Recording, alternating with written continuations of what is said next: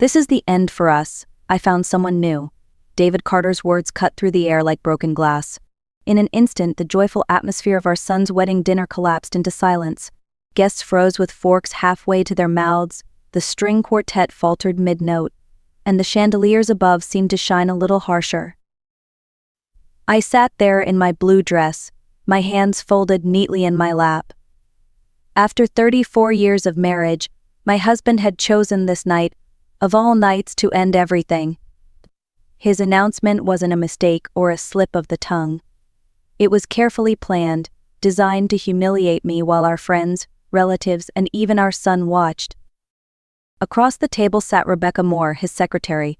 Her red dress caught the light as she gave me the smallest, most satisfied smile. She knew. She had been waiting for this moment, savoring my supposed downfall.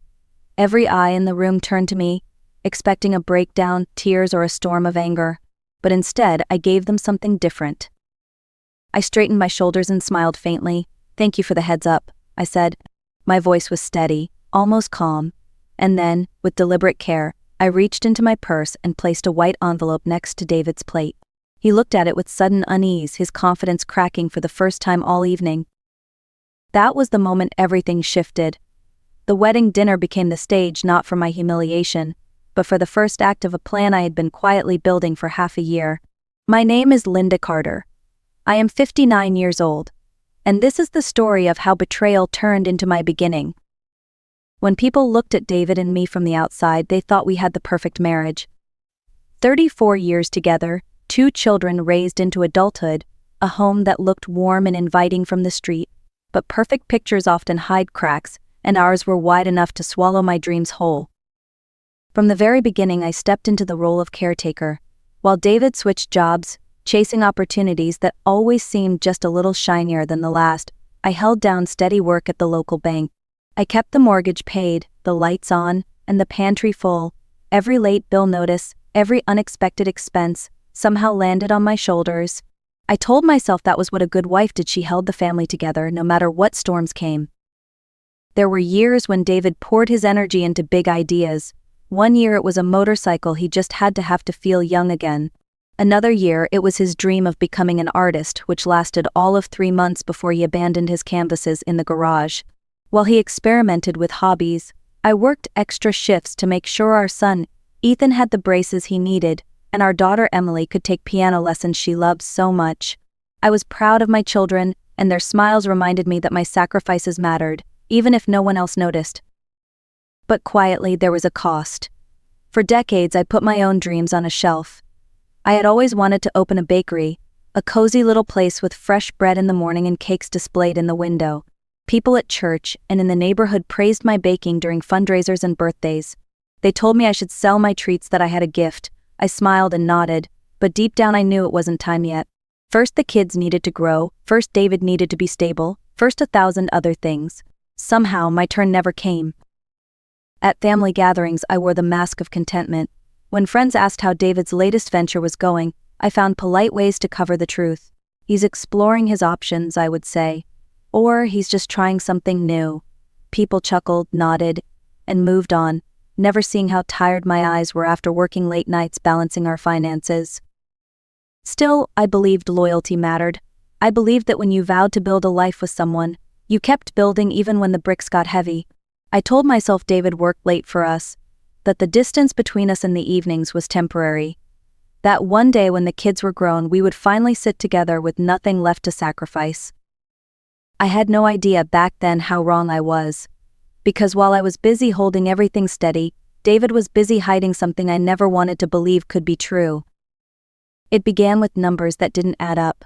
Working at the bank for over 2 decades had trained my eyes to spot unusual patterns. 6 months before Ethan's wedding, I sat at the kitchen table late at night, reviewing our household account. At first, it was just small withdrawals, 200 here, 300 there. David always had an explanation ready: car maintenance, helping a friend, work expenses. But then the amounts grew larger, and the excuses thinner. One Saturday morning, after he left for what he called a networking brunch, I logged into our accounts more carefully than ever. I traced the transactions through transfers, then into a secondary account I had never seen before. The account was under David's name, but he had not mentioned it once in all our years of marriage. My chest tightened as I saw the balance. Tens of thousands moved there over time. This wasn't saving, it was siphoning. I could have confronted him right then. Instead, I waited. Maybe part of me already knew what the truth would be, and I needed proof. I began acting like a detective in my own home. Each evening I noted down his withdrawals. At work, I quietly ran reports, connecting the dots with precision. The story wrote itself: dinners at expensive restaurants, jewelry purchases, hotel stays. The money wasn't disappearing, it was being invested in someone who wasn't me. The final blow came on a Tuesday morning. David left his phone charging on the counter while he stepped outside to water the lawn. A text preview lit up the screen. Curiosity, or maybe survival instinct, made me pick it up. The messages were between David and Rebecca Moore, his secretary. They weren't shy about their intentions. He told her he couldn't wait until after Ethan's wedding, when he would finally set himself free. She responded with hearts and plans for a beachfront condo they would buy together. I stood frozen, the phone heavy in my hands. For years I had imagined Rebecca as simply efficient, polite, helpful. She had come to our home for dinner parties, laughed at my jokes, even complimented my roses in the garden. I had thought she was a friend.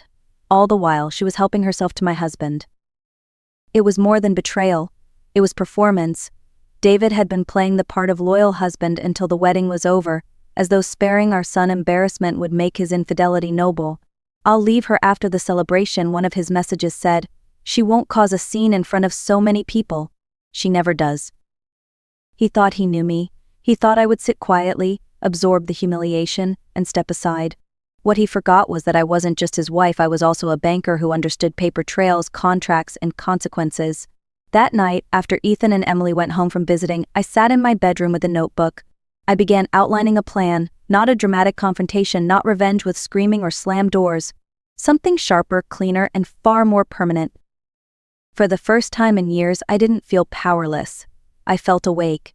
The same woman who had balanced budgets, clipped coupons, and sacrificed her bakery dream was now preparing to protect herself. David thought he was orchestrating the timing of our ending, but in truth, I had just decided to orchestrate the beginning of mine. Once the shock passed, clarity set in. I had choices to make, and for the first time in decades, they would be mine alone. I didn't storm into David's office, I didn't throw his clothes on the lawn. Instead, I quietly began assembling the pieces of a strategy. At the bank, we used to say that financial security isn't built in a day, it's built with patience, with details, with persistence. That was exactly how I approached the plan that would change everything. The first step was legal. I remembered a document David had been insistent on when we married, a prenuptial agreement he drafted after his first wife betrayed him. He wanted to make sure no one could ever take advantage of him again. I was young, in love, and eager to prove my loyalty, so I signed without hesitation. But that very agreement meant to shield him, contained a clause about faithfulness. If either spouse committed adultery, the guilty party forfeited nearly all joint assets. David never thought it would apply to him. He had forgotten his own safety net could become a snare. I pulled the old document from our safe deposit box, brushed off the dust, and read it word for word. The clause was still there, ironclad. It did not expire. I underlined it in red ink, my hands trembling not from fear but from relief. I wasn't powerless. I had leverage. The second step was evidence. Numbers alone could be explained away, but text messages and photos could not. I began compiling everything: screenshots of his account transfers, copies of jewelry receipts, even hotel bookings under his name. When he left his phone unattended again, I quietly forwarded key conversations to my email. His own words, his own promises to Rebecca, his own timeline of betrayal. The paper trail was undeniable. Next, I contacted an attorney, David Chen, a man I had worked with at the bank during estate settlements. He was discreet and thorough. I remember the calm way he looked at me across his office desk when I slid over the folder. "You've done half my job already," he said gently. "Most women who come here only have suspicions. You have a full case." For the first time in months, I allowed myself to smile. We drafted the divorce papers carefully, making sure every detail aligned with the prenuptial terms. Timing mattered. David wanted to wait until after Ethan's wedding to make his grand reveal, but I decided to file the morning of the ceremony. By the time the courthouse processed the paperwork, the news would be locked in place, irreversible, waiting for him like a shadow. He thought he was staging a dramatic ending in front of family and friends. What he didn't realize was that I had already written the script. The final piece was emotional. For years, I had been the peacemaker, the one who swallowed her words to keep the family intact. That night, as I sat with the envelope sealed and ready, I realized I wasn't seeking revenge for its own sake. I wasn't trying to destroy him in anger. I was protecting myself, my children, and the life I still wanted to live. This wasn't vengeance, it was liberation. When I slipped the envelope into my purse on the morning of the wedding, my heart was strangely calm. I had thought through every step. I had prepared for every outcome. Whatever David believed he was about to do, he was already 3 moves behind me, and that knowledge gave me more strength than I had felt in years. The moment at the wedding dinner felt surreal. Like I was watching a play I had already rehearsed 100 times in my mind. David stood tall, wine glass in hand, expecting applause for his courage to announce a new love. Rebecca shifted in her seat, her smile small but certain, as if she were about to inherit a crown. And I, the woman they believed would break down, simply slid the envelope across the table and wished everyone a pleasant evening. I walked out of that glittering ballroom with my head held high. Behind me, whispers rippled through the guests like waves. The heavy doors closed, and for the first time in months, I inhaled deeply, free from the weight of secrets. I had made my move. Minutes later, the doors burst open. David rushed after me into the hotel corridor, his face flushed with anger. "Linda, what is this?" he demanded, waving the envelope like it was a ticking bomb. "What did you do?" His voice cracked, the first hint that his performance had faltered. I turned slowly, meeting his eyes with a calmness he did not expect. "It's exactly what it looks like," I said. "The end. But on my terms, not yours." He laughed bitterly, trying to regain control. "You can't be serious. A divorce? Today? You're making yourself look foolish." "Am I?" I asked quietly. "Or are you the one who just confessed to betrayal in front of 100 people?" His jaw tightened. "The prenup expired years ago. You'll get nothing. My lawyer will prove it." I smiled, small and sharp. "You should read Section 15 again. The faithfulness clause is valid for the length of the marriage. It never expired." For the first time that night, the confidence drained from his face. He staggered back as if the hotel carpet had given way beneath him. "That's not possible," he whispered. "It is," I replied, "and I have every transfer, every receipt, every text message to prove your choices." He tried another tactic. "After 34 years, you'd throw it all away over one mistake." I stepped closer, lowering my voice so only he could hear. "A mistake is forgetting an anniversary.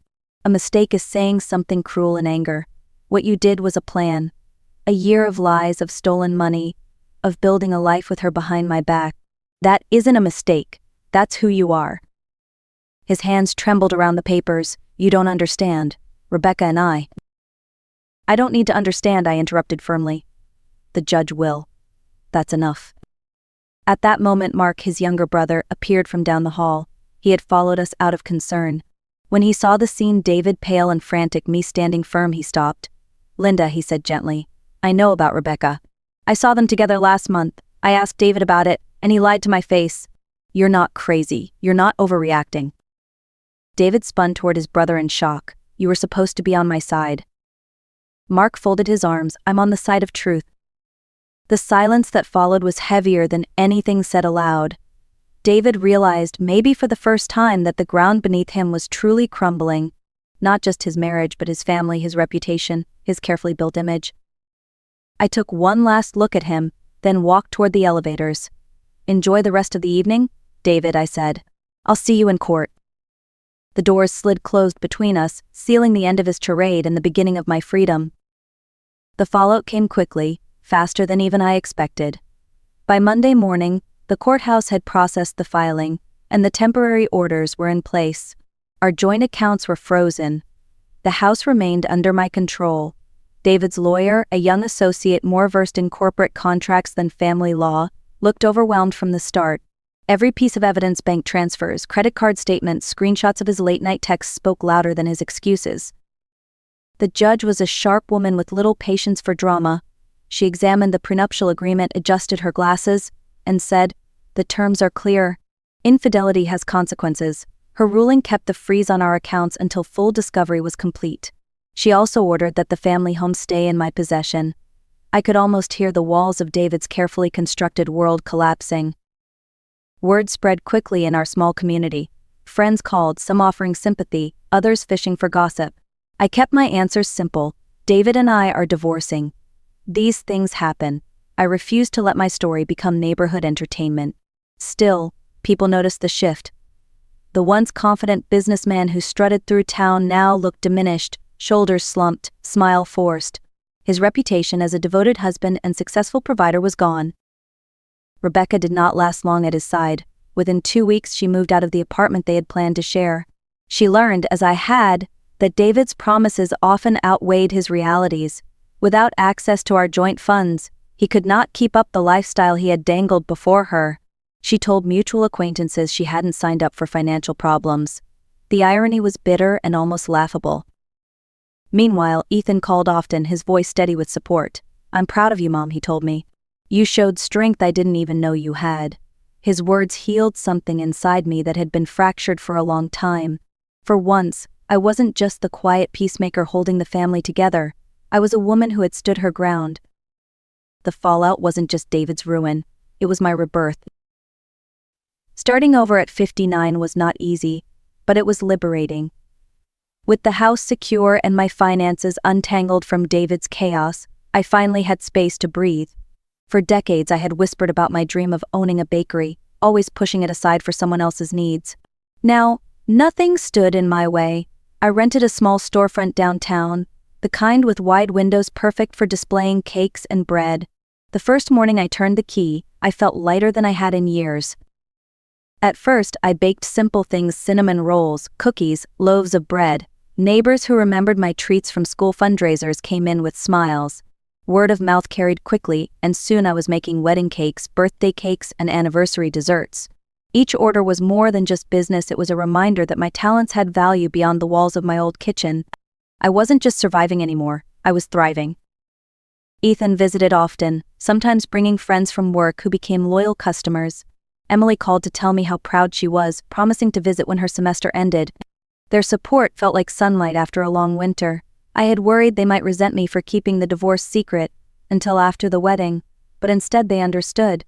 They saw that I had chosen their happiness first, just as I always had.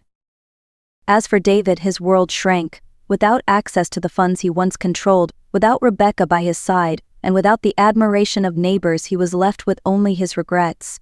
He tried to call, to reason, even to bargain, but I no longer owed him my time.